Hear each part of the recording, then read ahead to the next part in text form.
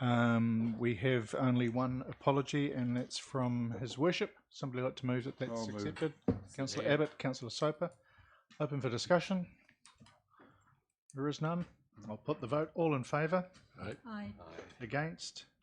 Carried. Which brings us to public forum. I've got an update from South Alive. They're not coming? Excellent. That shortened the meeting. Brings us to the Youth Council. Ladies, would you like to come up and take a seat? Welcome along.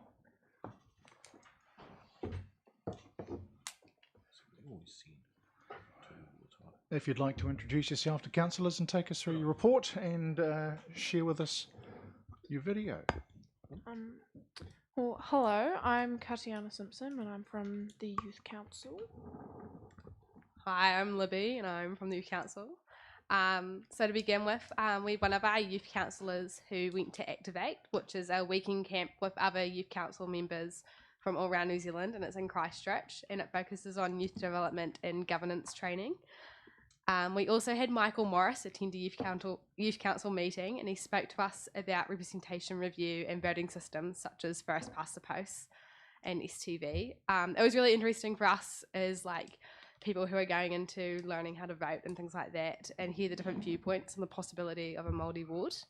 The Youth Council also helped promote the LTP engagement within our peers and at our schools and things, and it was really interesting also to see an insight on the statistics of how the community voted on the three major projects. We've also been offered the opportunity for Youth Council representatives to sit on the Māori Rupu, which is a group of staff set up to develop and encourage Māori culture at the council. And Councillor Crackett will be attending the Festival of the Future with two of our youth chairpersons in Wellington in July.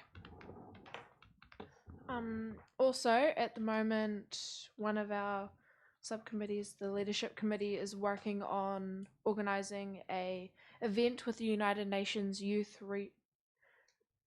Group, and it's a regional hui. This will be held on Saturday the 19th of June at the Federated Farms building.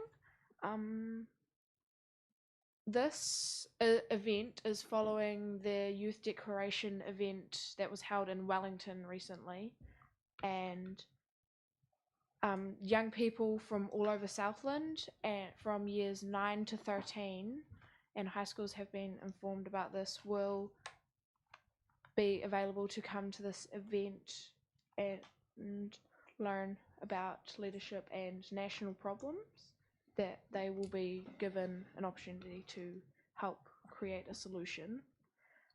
Also, the Youth Week Committee has kindly donated the Clip and Climb prizes that they were given for the Youth Week project that didn't end up happening. So these will be handed out at this regional hui. Also, the Youth Council are planning on putting a Facebook post in support of Pride Month and have strongly shown their support for LGBTQIA ideas and initiatives, so watch the space. We also have Youth Council members working in collaboration with creative and active communities funding committees, and we also have volunteers working with the library on some new projects. Also, before our youth council meetings start and before we start our combined meetings, we like to join together and sing the council waiata, and we've actually got a recording that we've got for you to listen to today.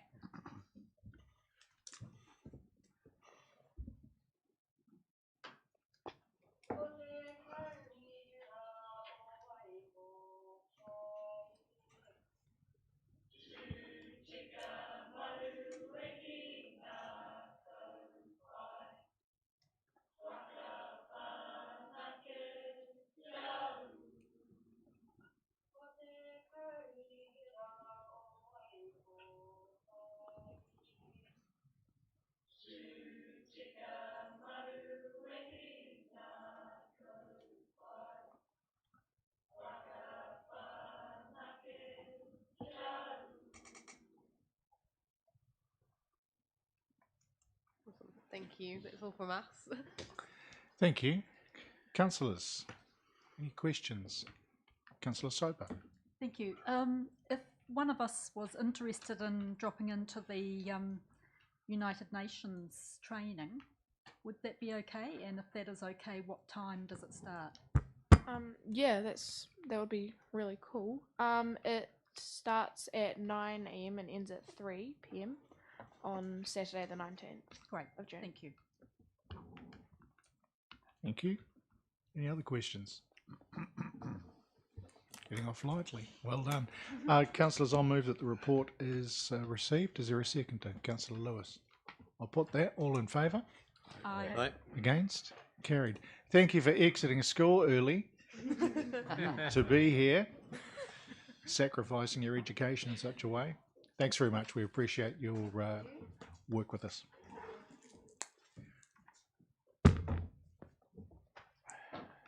Councillors, we move to the minutes of the extraordinary meeting of Performance Policy and Partnerships on May the 11th. If somebody wants to move their true and correct record. Moved. Councillor Abbott, Councillor Soper. Any points from that? Anybody's wishing to discuss? If not, I'll put the motion. All in favour? Aye. Against? Carried. PPP meeting part 2. The 3 o'clock session. Councillor Abbott again and Councillor Soper again. Any points from that meeting? Put the motion then. All in favour? Aye. Against? Carried. And that brings us to the extraordinary meeting on May 18th. Councillor Amundsen and Councillor Skelt. Yep. Says I wasn't there, but I was there. I managed to move a motion. Congratulations.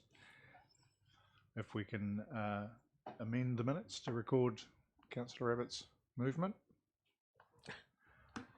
Mover and seconder happy with that? Cool. Thanks. Put the motion then. All in favour? Aye. Against? Carried. Brings us to the proposed right-of-way from the subdivision at 266 Bay Road. Michael. Oh, you're going to give us a tune. Hi, councillors. I'll take the report as read and available for any questions. Relatively straightforward. There's 2 recommendations. I'm happy to move. Moved Councillor Amundsen, seconded Councillor Kett. Open for comment. If there is none, I'll put the motion. All in favour? Aye. Against? Carried. Statement of intent from the Bluff Maritime Museum Trust. Again, just 2 pretty straightforward recommendations, Michael. Yes, hello, councillors. I'd just like to draw your attention to the item 2 of the recommendations, which is just asking for some further supporting information in relation to the investments that are held by the museum, just to understand what their future intention is in relation to those. But no material change to the statement of intent. That is correct, councillor. Thanks. Councillor Soper. Happy to move that way, Mr. Chair. Thank you. Seconded by Councillor Pottinger. No comments? If not, I'll put the motion. All in favour? Aye. Against? Carried. Cassie. We've got the hearings for the proposed hearings for the draft environmental reserves omnibus. It's a great word. There's a few of them. I'll take the report as read and welcome any questions or comments. So in the recommendations, we're looking for 3 councillors. It proposes that I'm one of them, but we need another 2 to be on the hearings committee. Are there any volunteers? I'm not volunteering, I'm just asking a question. So, Oh, you were almost, so almost on the panel. the question is regarding, hearing experience. Obviously some of the councillors here have hearing experience with training and stuff. This isn't an RMA hearing and really no different to the process that we go through for, say, the long-term plan. Oh, okay, no, that's fine. That's answered my question. Any volunteers before I pick 2? Councillor Clark, If lack of anyone else, I will. and Councillor but, Lewis. Thank you. So that would be nominating 3 councillors, included. So we're naming Councillor Clark and Councillor Lewis in there. Somebody want to move those 3 recommendations? I'll move that. Thank you. Second. Thank you. Questions or comments? If there are none, I'll put that all in favour. Aye. Aye. Against? Carried. Thank you. Thanks, Cassie. Fees and charges.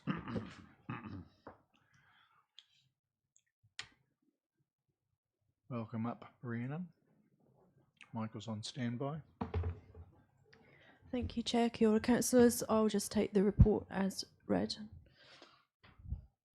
So essentially a lot of what we're going through for the next few motions we've received as draft reports, gone through the LTP consultation process and some amendments made. There are some changes that I'll get you to highlight as we come to each of those papers, but for fees and charges, it's as noted with the full recommendations. I'll move that. Thanks. Councillor Pottinger. Second that. Councillor Soper. No questions or comments? Councillor Clark. Yeah, sorry for lateness. In the submissions, I noticed that Rodney Tribe raises an interesting issue about the surplus that we're running in under the Dog Control Act. So I just wanted some clarification about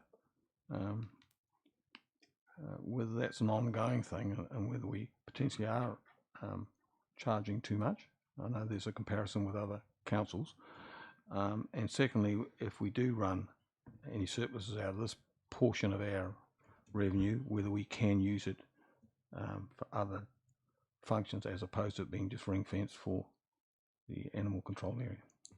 If it's rated for animal control, it would need to be used for animal control, my understanding. Michael? So, thank you through yourself, the chair. Just that to answer that, I've got to put that into 2 parts. So, not the full surplus from that perspective is related to the dog fees from that perspective. There's more to the charges than that, staff time, etc., associated to that, where there's been underspend on expenditure. In relation to anything that goes from the dog fees into the reserves, it does need to be used for the dog related activities from that perspective. So we do have some reserves that go through to that. It does or doesn't? It does. Oh, it does, okay.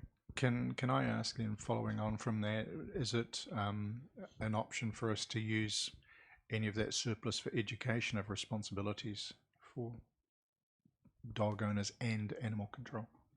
It's for, yes, through such, it's through any activity in relation to dogs. So as long as it's about the dog control component from that perspective, yes, that is one aspect that can be used for. Thank you. Councillor Pottinger. Going back to 2000 and it was late 10 or 2011, the funds, the accrued funds were actually used to build the new pound. It was used to be a dirty concrete bunker behind wastewater ponds, and after much debate, it seemed sensible to use the accrued money to do that.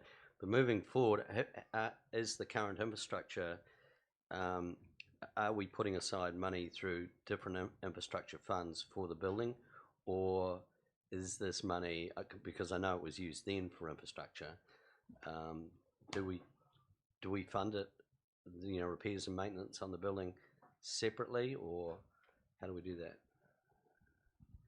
Through yourself, Chair, yes, this fund will be used in relation to doing some of the works in relation to the dog pound itself.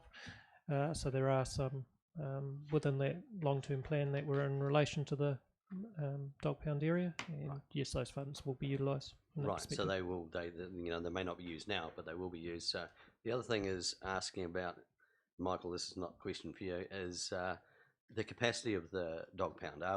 Is it working to its size, or are we finding that the request for accommodation is too big for the rooms, or? Steve. Thank you, through the chair. Thank you, Councillor. Look, the team have undertaken a review of the current services around the dog pound, and there are additional works underway right now, including increasing the exercise area out the side. We're reviewing our delivery against the, I guess, the relevant code. There is capacity there now. However, at certain times of year, we do get close to hitting that capacity, but we haven't had any issues yet. Right. Okay. No, that's fine. Thank you. Thanks for that. Any further questions or around fees and charges? If there are none, it's been moved and seconded. I'll put the motion. All in favour? Aye. Against? Carried. The next item is the adoption of liability management policy. Again, Rhiannon, any changes in here from the draft? So again, this is relating to the long-term plan. This is one of the policies linked to the long-term plan. We're not proposing any significant changes as a result of consultation. So 3 recommendations, if there's a mover. I'll move. Councillor Abbott, seconded. Councillor Amundsen. Councillor Pottinger. Look, I've just got a question, and it's regarding our AA plus rating and where it applies, because I know there's quite a few policies coming up, and it is mentioned later on, but with the objectives of this particular policy, it looks at minimising borrowing costs and things like that. Now, I'm just trying to get my head around our borrowing costs are reflective of our rating. Is that right? And is that one of the things? I just didn't see it in here, and I was just trying to work out how it all fits together. Michael, can you help with that one? Through yourself, Chair. This is one of the combination of policies that go towards the rating from that perspective.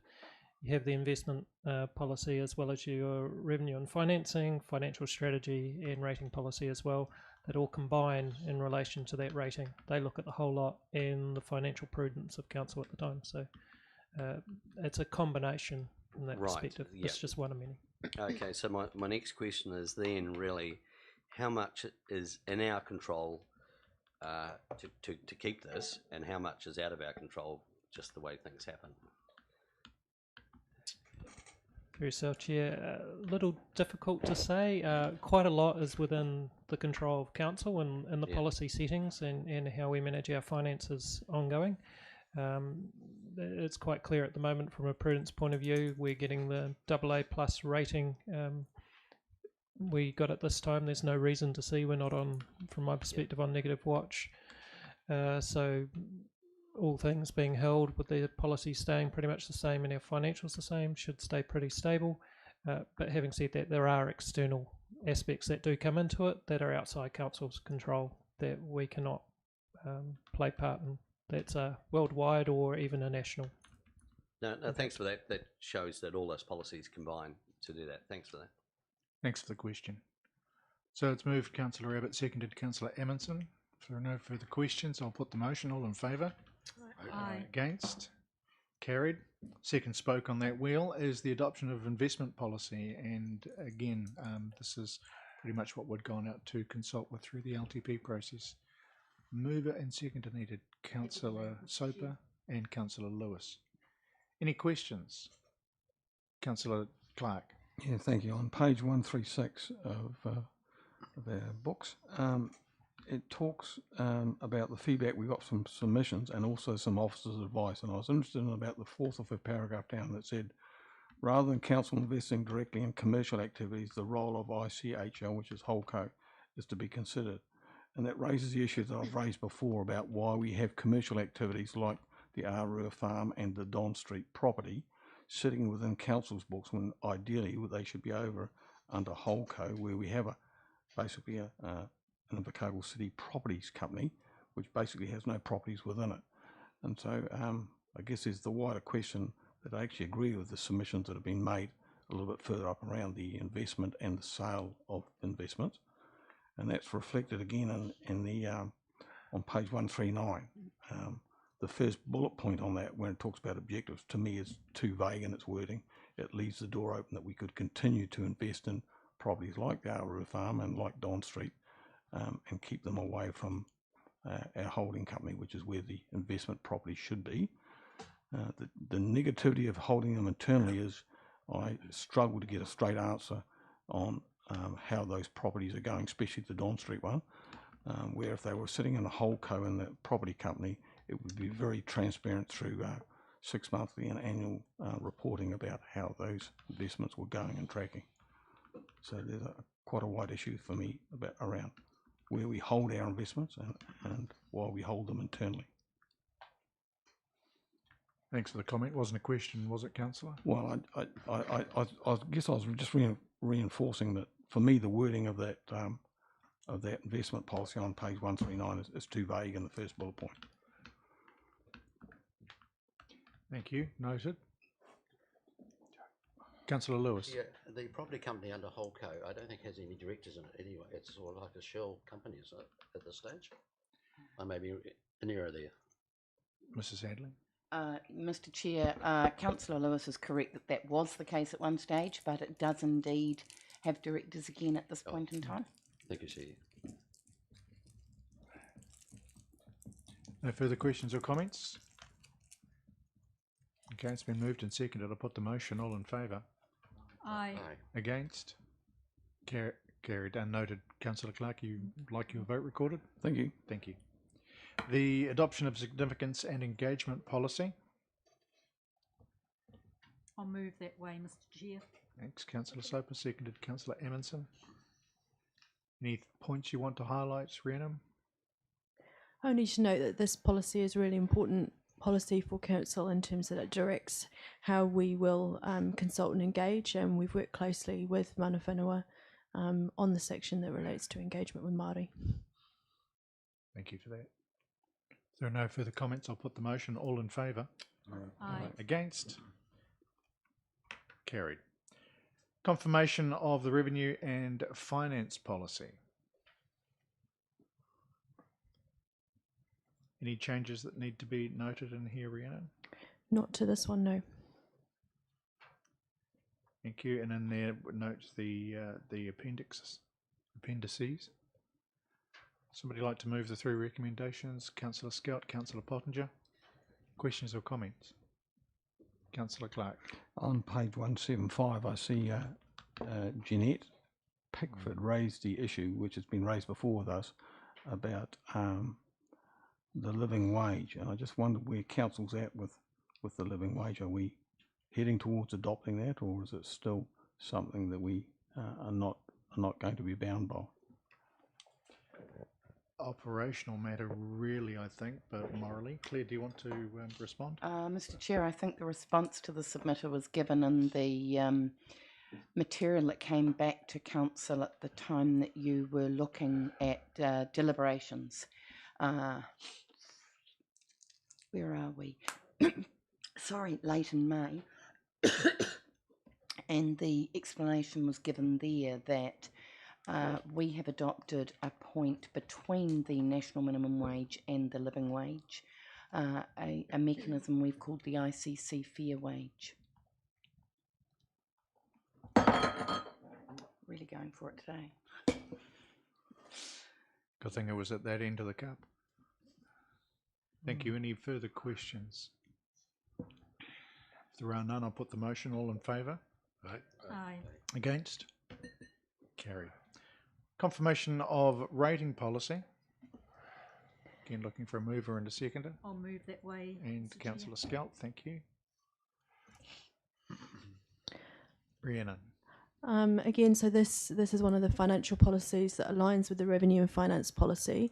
There's no change to the policy itself, but I'll just note that during the audit process, we picked up there is actually going to be slight changes to the cover report. So on page 195 table under 4.7A4, the comparative amounts for the rates increases are slightly different. This does not affect the rating policy itself, but this is an example table that helps people look on average what will the rates increases be, and that final table will be included within the long-term plan itself, which you'll receive on the 30th of June.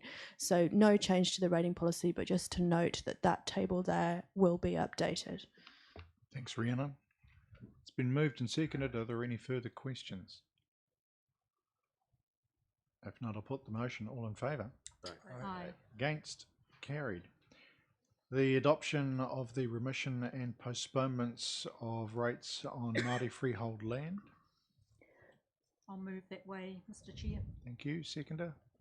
Councillor Pottinger. Rhiannon, anything to note from changes from the draft? So I'll just draw your attention to the fact that there's a legislative change coming from central government, which we weren't aware of at the time of consultation. So it does require a change to our policy, but the report outlines the fact that there is no substantive change as a result of the policy change, because in practice, the way we are rating the small number of relevant properties within the Invercargill area already aligns with the new regulation being set by central government.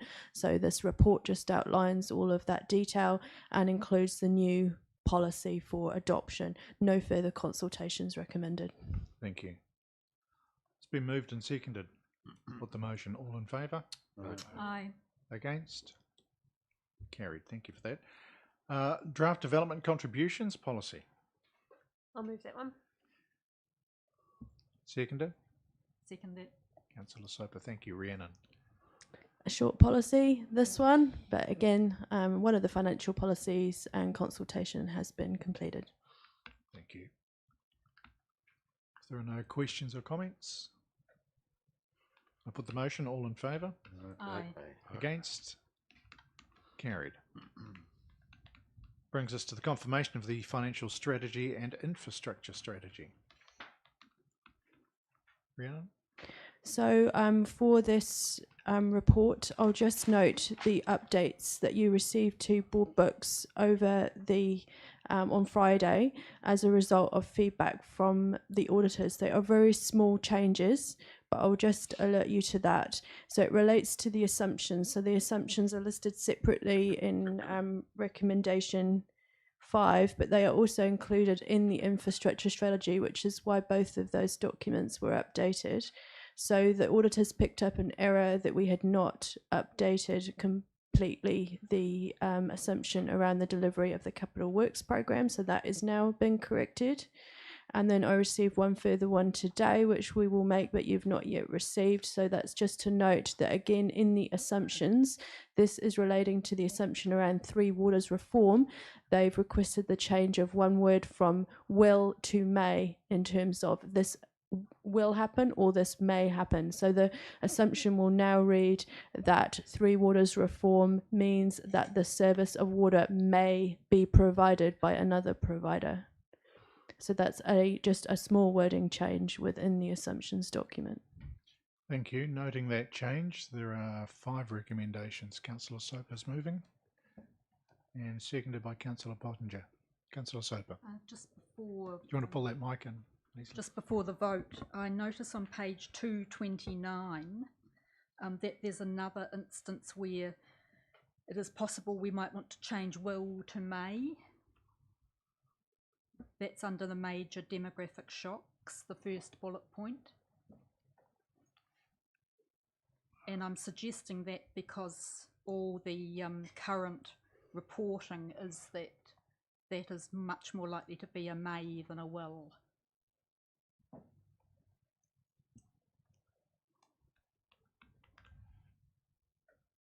Have you spotted where that's at? Michael, do you want to comment? Yes, happy to have that amendment made. Thank you. So, mover and second are comfortable with that? Yep. Thank you. Councillor Pottinger. I'd like to speak to Appendix 2, and that's the infrastructure strategy and how it applies to Section 101B of the Local Government Act. And that 101B is that a local authority must, as part of its long-term plan, prepare and adopt a 30-year consecutive financial year infrastructure strategy. Now, that's good, and I totally agree with it, and that's probably why our infrastructure in Invercargill is good. But recently I was in Wanaka for one of the Three Water forums, and I asked the question to those who were leading the forum about what will happen to our 30-year infrastructure strategy. And the answer wasn't that reassuring in the fact that they said, well, that goes. And they basically, there is no strategy as we know it. And I'm just raising this point, and it's something to look at.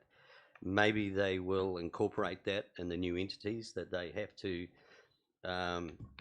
enact Section 101B. But at that particular time, I was very wary that a move to a new entity may not give us the guarantees that we need. But that's something that we will look into, obviously, when we make a decision. But just on face value now, the answer wasn't the one I really was hoping for. Because infrastructure like this is 30 years. It makes sense that you put it out there.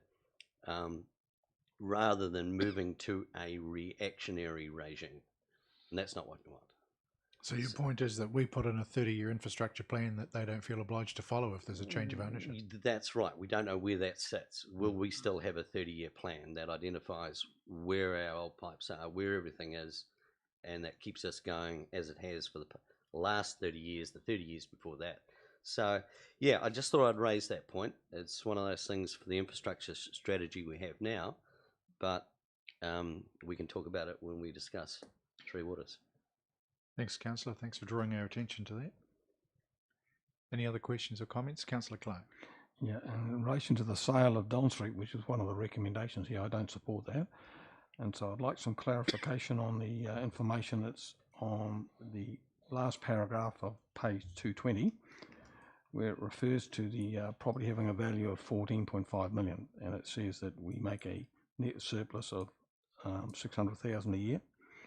But I need to know whether the net surplus includes the debt that's currently sitting on Don Street, or whether it includes the debt that was created by remortgaging Lower S Street, which occurred a couple of years ago, where the remortgaging of that money went into Don Street. That's my understanding. So we have a current debt on Don Street, Lower S Street, $2.35 million, I understand.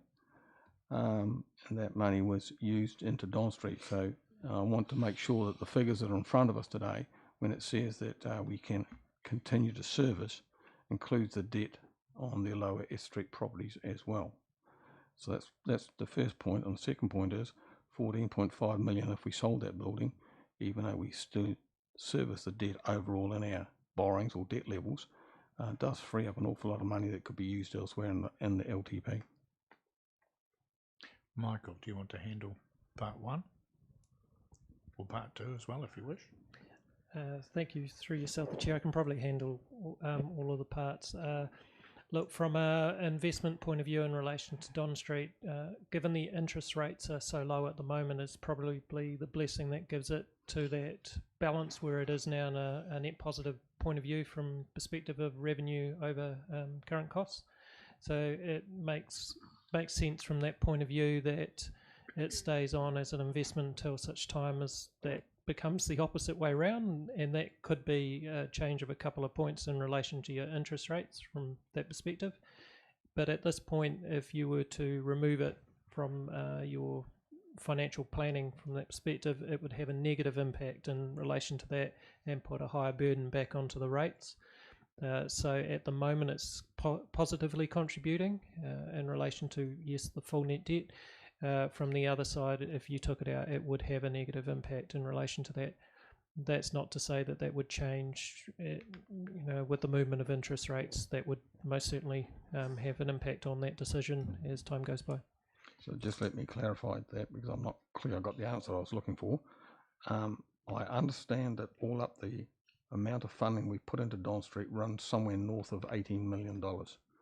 And I understand also this predates this term, that we also took some money via an endowment funding out of Lower S Street when we refinanced the buildings that are there, which are basically derelict, and the money transferred across to Don Street as part of the capital investment there. So what I'm seeking is, when you say that we've got a cash flow positive situation, is that addressing the money that was transferred from Lower Don Street across, because that's still got to be paid.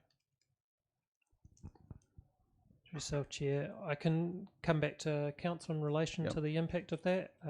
All I can look at is from current position and whether it's a positive or a negative impact on bottom line. So yes, I can have a look at that, come back to Council. My understanding is if there was a portion of funding that came across to Don Street from endowment funds, that would need to go back to endowment funds. But we'll get that answer back to you. Thanks, Councillor Clark. Any further questions? If not, we have a mover and a seconder. I'll put the motion. All in favour? Right.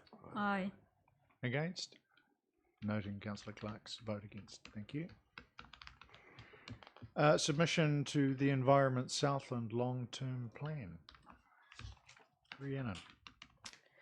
So this report is for information. It includes the submission that was made on behalf of Council to Environment Southland following conversations with the chairs as a result of the communication that Environment Southland sent to Council, and you all received a few weeks ago when the consultation commenced.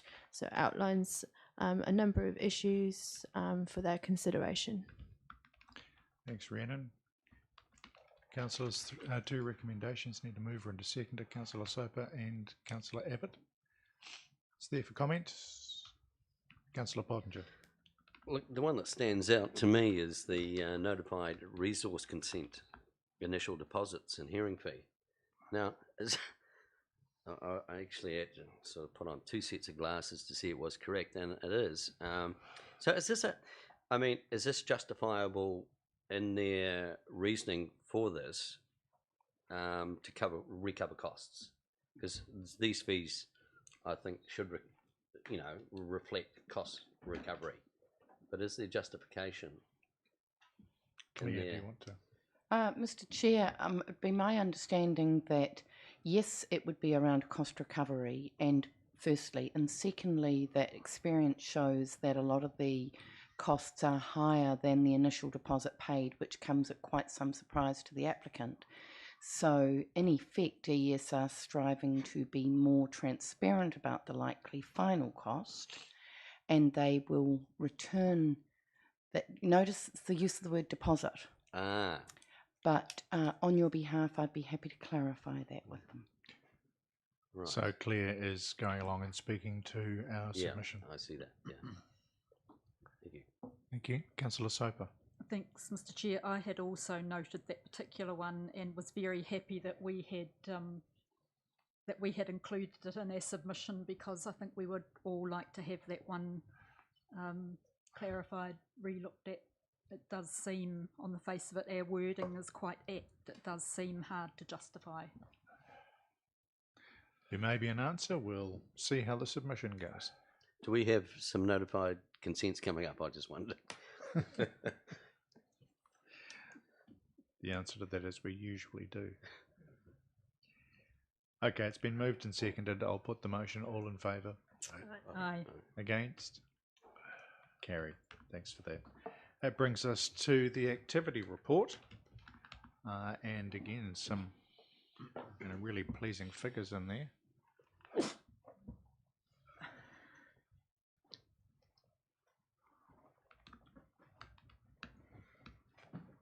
Steve, is there anything you want to highlight for councillors? Thank you, Mr. Chair, and good afternoon, councillors. Look, I'll take the report as read, and wearing two hats of the Customer and Environment Group Manager as well as the Leisure and Rec. So, yeah, happy to take any questions. Will note, I think, overall pleasing the performance on page 1 from the Planning and Building team. Really good result there.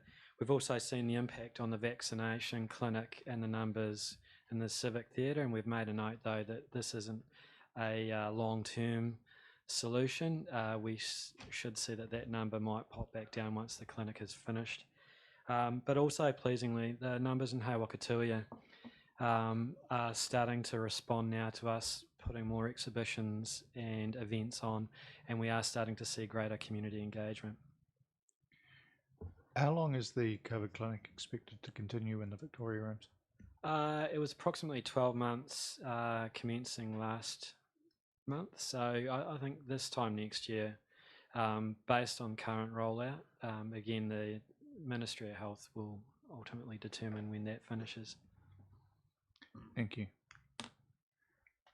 Councillors, any questions or comments around the activity report? Councillor Soper. Thanks, Mr. Chair. I just wanted, through Steve, to pass on compliments to the Invercargill Public Library. They seem to be doing some very exciting things at the moment. Just digitising the Nokamai Herald in collaboration is a great achievement and will add to, I think, what needs to be acknowledged as some very fine archives we've got stored there, and some of the program initiatives are just worthy of a thank you, I think, from councillors. Well, you can see the level of engagement. I saw a couple of the library staff out walking through the CBD with a group of students, and it's, you know, again, activities that are not the usual, but get people along and using the facility that might not otherwise have been in there. There's great engagement with youth and increasing diversity around adult engagement too, so that's really very pleasing. Are there any other questions or comments, councillors? Looking for a mover that the report's received. Councillor Soper, Councillor Scout, thank you. I'll put the motion then. All in favour? Aye. Aye. Against? Carried. That brings us to the quarterly financials.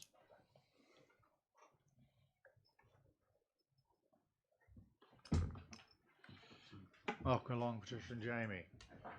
Afternoon, everyone. The floor is yours. I'll take the report as read, but I wanted to highlight a couple of points. Mainly the overall performance of the council, but this is to the 9 months to March. We are performing better than what we had planned to be. However, there's still at this point there was still 3 months to go. We're in the last month, and as our friends further north have found out, things can happen in the last month of a financial year that you don't always plan for. But at the moment, we are tracking pretty much to that plan. Again, there's comment in the report about our inability to give you exactly what you have previously been given in a quarterly report, and we are continuing to work. We've made some advances, and there's papers coming to risk and assurance, or an update coming to risk and assurance. Other than that, the Treasury one, when we go to the Treasury, you'll see, if you've delved right through your pack, that there is the potential for us to be breaching some of our limits. That in the liability management policy and Treasury policies that you've just considered, we have changed those limits slightly on advice from our advisors, Treasury advisors, that will take that potential breach away from 1 July. It's literally about how much we hedge at the moment, and given that the interest rates are staying low, there's no need to do a lot of forward hedging. That is comforting. Other than that, is there any other questions? Thanks. Councillors? Councillor Clark. Just in relation to our overall debt, I notice on page 344, it says that we've got $95 million worth of debt, core debt being 95, 43 being on lent to the holding company. So an overall figure of 138. And when I recently read the Three Waters data that's been given to us, and based on what Rangi was saying before, I get some very conflicting information about what our true level of debt is and what our true level of borrowings are against LGFA criteria. And so I see in the Three Waters space that we get quite a bit of stuff saying that if we continue to opt out and provide services ourselves, we'll breach that 300% limit. And yet when I look at figures like this, that sort of creates a lower figure than what we've actually got. So I'm a bit confused about that. Don't normally have that with financial stuff. So you might be able to help me with that, Michael. Want to have a shot? Through yourself, the chair. Need to take into account when you're looking at the debt side of it. This is total debt, not net debt. So just take that into account in relation to looking at numbers in relation to the Three Waters reporting, etc. I wouldn't want to bring the Three Water reporting through and the numbers into this meeting at this stage because I'm still conducting my review of the information that's in there. They've analysed what we've provided them and provided something back that we haven't yet reviewed. So I'd like to do that first. In relation to our debt caps, from that perspective, they are consistent with what we've got, and going forward into the long-term plan, the only caveat would be the repayment in relation to the holdings money that has been transferred back that we've had approval to pay off, which has happened in this quarter, so that will be reflected in the final report. So our total debt will be lower than what this report has currently got on it. Councillor Clark. Yeah, just one other issue which runs on page 328. It talks about our current borrowings, and it seems that we're running out about 130 million in borrowing. So given that the local government funding agency allows a cap of 300%, so that based on our current revenue would be 300 million, we're conservatively very low, aren't we, in our borrowings? Am I right to assume that?